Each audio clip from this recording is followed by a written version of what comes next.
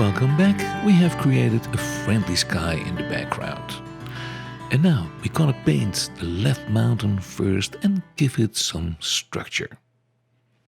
First, we will make a copy of the layer we will work in. Why? Well, you never know if you spoil it or don't like it or make a mistake, then we have a spare layer. Let's put it out. Let's take this bluish gray color from the library.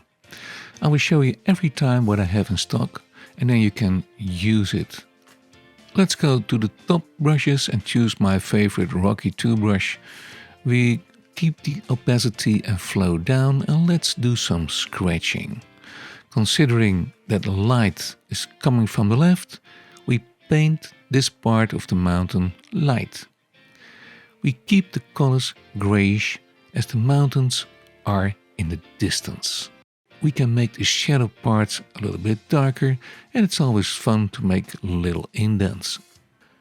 Keep in mind that painters sometimes get frustrated as they don't see result in a painting right away with the first brushstroke, that is. Digital painting is like oil painting. You build it up layer by layer and then results are amazing. Let's choose a darker color. Now keep in mind that you follow the diagonal downwards like this if you choose a color.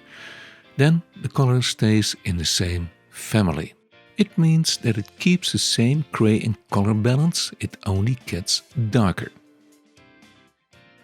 Let's give this mountain some body. Let's see how this color behaves, and I think it's great. We keep it all soft as this mountain is far away. In Holland, where I come from, where the weather is often gray, wet and cold, we always say every color comes out of the gray. I hope this will make sense for you. And you know what? Now that we live on Vancouver Island, where the weather is also cold, wet and gray, every artist says the same. The colors are born out of the gray tones. And this is totally different when you live in a desert, where every color comes out of the dust.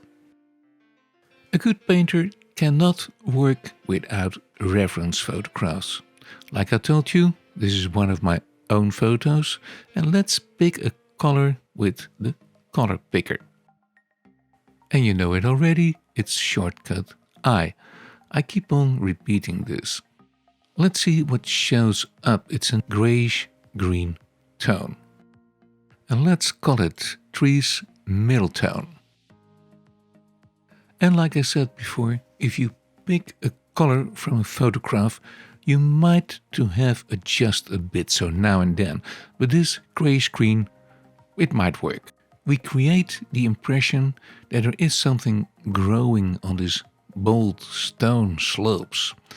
It might be grasses or shrubs, little trees, but just keep on scratching and don't forget to make differences in pressure. And that is really important. For the rest, put up a nice piece of music and keep on scratching. And let's go a bit darker as we are getting closer to the foot. And maybe there's something growing in the shadow too. Let's paint the shadow part of the mountain a bit darker also. I think we can speed up a bit as this is the same movement all the time. We don't want this mountain too rough and rocky. But let me give you a little advice. When you paint landscapes, try to avoid evenness. In nature, nothing is even. Keep that in mind. Take a good look around you when you walk through the mountains or any other landscape. You will notice that no two rocks or trees are even. Let's work a bit on the edges of the mountain. It looks like they are cut out with a scissor and we don't want that. So let's make them a bit blurry. We can do this with the smudge tool. There's one on your toolbar and there are 3 of them, but we take the smudge tool. You might want to practice a bit with this tool. It's almost like watercolor. You make it wet and you start messing around with the wet underlayer. That's in fact what it is. But the result is there. Suddenly the edge seems to melt into the sky and gives it the impression that there's something growing on those edges. But it seems far away because it's a bit blurry now, and that's what we want. With a good background painting, we trick the eye. Our eyes are focusing on topics on the foreground, which makes the background blurry. The worst mistake a painter can make is painting every detail in a painting with the same sharpness. Is that good English? Well, I doubt it. Let's say with the same focus. Anyway, you understand what I mean. Now let's do the last ridge and make it blurry, almost fading into the sky. We make a new layer, Ctrl-Shift-N, and call it Mountain Forest. Then we open the group Top Brushes and choose the Pine Forest. Opacity and flow down to 70-75%, and let's check the color. Grayish green, this far away looking green, will look okay, and let's try it. Well, to my feeling, it might be okay. Let's try this. Oops, this is way too dark. Let's try a bit lighter. That is looking good. As we are just working under the snow border, this might be a good choice. We don't want a dense forest on those cold rocky hills. So here and there are groups of trees. And we change the color strength now and then and work on your feeling. Yes, those trees are beaten up by rain, storm, avalanches, snow, and more misery. The life of a tree and a mountain like that is not easy, but the view is great. Let's turn down the opacity and play with it, and I think it looks nice, softer. Later in the final touch, we will play more with opacity. Time for snow fun. Let's choose a snowy cold color like this. And I had it in library, but I promised you I will show it every time for all clarity. We make a new layer and call it Snow Mountain Left. And let's take my favorite Rocky 2 brush and start scratching. We try to follow the slopes of the mountain, and if we change the pressure now and then, it's starting to look like snow. Oops, I almost said Christmas. It's up to you how much snow you want on this mountain. Just go ahead and get crazy. But on a certain moment, we really have to stop. Otherwise, it will look like sugar bread. It's important that we leave spaces open for the shadows, so don't make it too dense. Let's think that this is the period of coming spring. The snow is starting to melt, and more spaces break open on the surfaces of the slopes, so skiing is no option anymore. It's almost time for highlight, because the sun is being reflected in the snow. Actually, what is snow? Snow is millions of little frozen crystals who reflect the sky as millions of mirrors.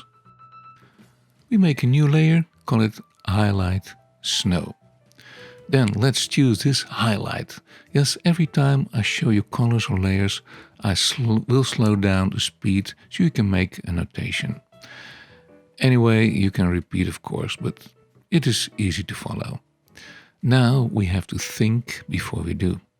Just on certain places where the slope of the mountain lifts a bit, the highlight will be extra visible. So we paint highlights on a few places and then get out of there. Otherwise you spoil the effect. And in this cold color we can even go a bit more colder or darker, whatever, because it's time for some more shadows. We start scratching in the shadow parts of the mountain, and then we can make little indents to the left, and that will make it very natural. Let's do a few more of those icy shadow parts, and I kinda like it. I am always surprised what a few colors can do, changing a flat plate into an almost 3D model of a mountain. Enough ice and snow. Let's make a new layer and call it Mist Mountain Left. Because if there's melting snow, there's mist too. Let's take this bluish gray light tone. We choose a soft round brush, opacity and flow down to, let's say, 79%, and suddenly the mist is coming up. See how much you like it. I want a good deal of mist down below the mountain and even a touch of highlight later. That might be great. And why didn't I use the airbrush? Well, I think I mentioned before, I just don't like it. I see more result with this soft brush. But if you like the airbrush, just use it. During the time, you will find your own personal preferred brushes. And here comes the sunlight. I think we have enough mist. Don't forget to save your work and let's go to the next lesson.